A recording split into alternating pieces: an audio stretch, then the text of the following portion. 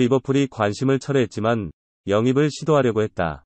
구체적인 금액은 알려지지 않았지만 추청치도 엄청나다.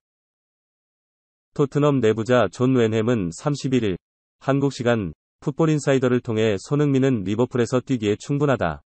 리버풀이 손흥민을 영입하려고 했다면 최소 1억 5천만 파운드, 약 2,343억 원이 필요했을 것이라고 말했다. 2021에서 22시즌이 끝나고 손흥민 이적설이 수면 위에 올랐다.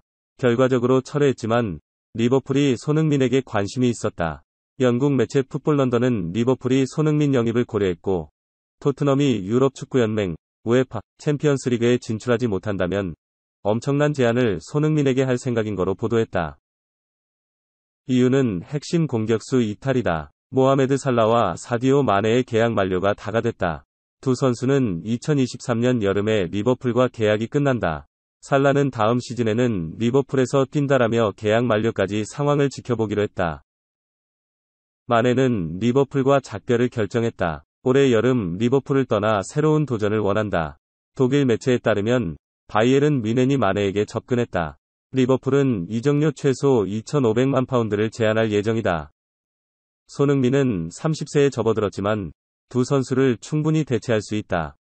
2016년부터 대부분 시즌에 두 자릿수 공격 포인트를 기록했고 이번 시즌에는 리버풀 핵심 공격수 살라와 프리미어리그 공동 득점왕 23골이다. 유럽 5대 리그 최초 아시아인 골든부츠였다. 하지만 리버풀이 엄청난 제안을 했어도 손흥민을 데려갈 수 있었을지 미지수다. 존 웬햄은 손흥민은 지난해 여름 토트넘과 5년 재계약을 체결했다. 아시아에서 시장 가치도 엄청나다. 어쩌면 손흥민은 모든 팀의 영입 명단에 있었을 것이다. 토트넘과 재계약으로 어떤 팀도 손흥민에게 영입 제안을 할 수 없게 됐다고 짚었다. 외부적인 조건도 있다. 리버풀은 토트넘이 유럽 축구연맹 우에파 챔피언스리그 진출에 실패한다면 접근하려고 했다. 하지만 토트넘은 아스널과 치열한 경쟁 끝에 4위를 지켰고 다음 시즌 챔피언스리그에서 뛴다. 토트넘 내부 인사 존 웬햄은 알레산드로 바스토니 23 인터밀란을 충분히 설득할 수 있을 것으로 봤다. 바스토니는 토트넘 호스퍼에 관심을 받고 있다. 이번 여름 이적 시장 때 왼쪽 중앙 수비수를 찾고 있는 토트넘의 첫 번째 타깃이었다.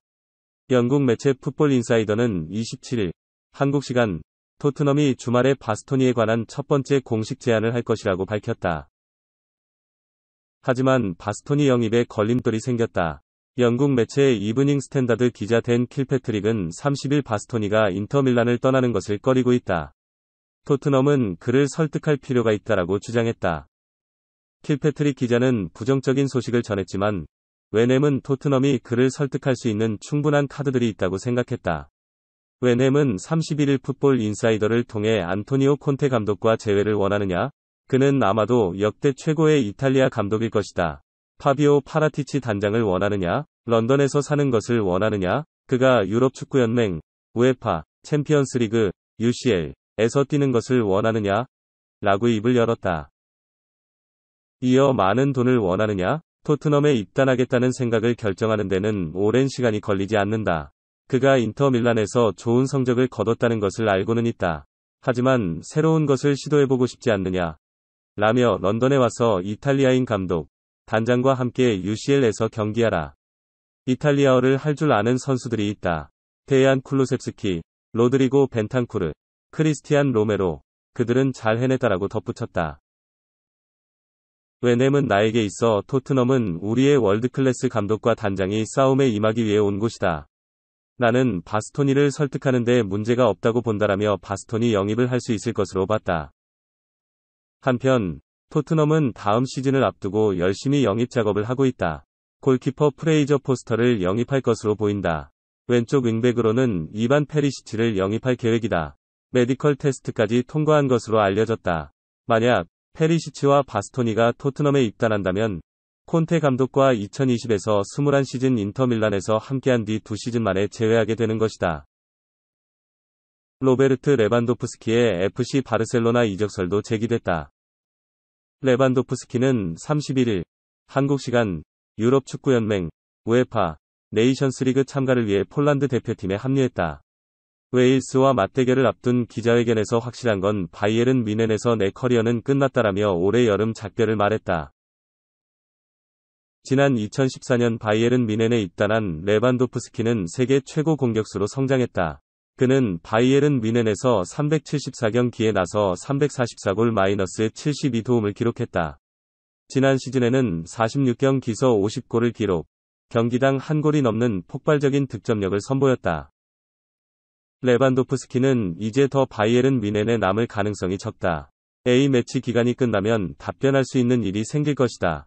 2주 안에 어떤 일이 일어날지 지켜봐야 한다고 말했다. 현재 바르셀로나와 강하게 연결되고 있다. 분데스리가를 떠나 프리메라리가에서 도전을 숨기지 않았다. 레반도프스키는 바이에른 뮌헨에서 내 커리어를 더 이어가지 않을 것이다. 바르셀로나 이적을 긍정적으로 본다면 좋은 질문이다. 스페인은 멋지다. 마요르카에 집을 가지고 있다. 휴가를 즐기는 것뿐 아니라 다른 걸 하기에도 충분하다고 설명했다.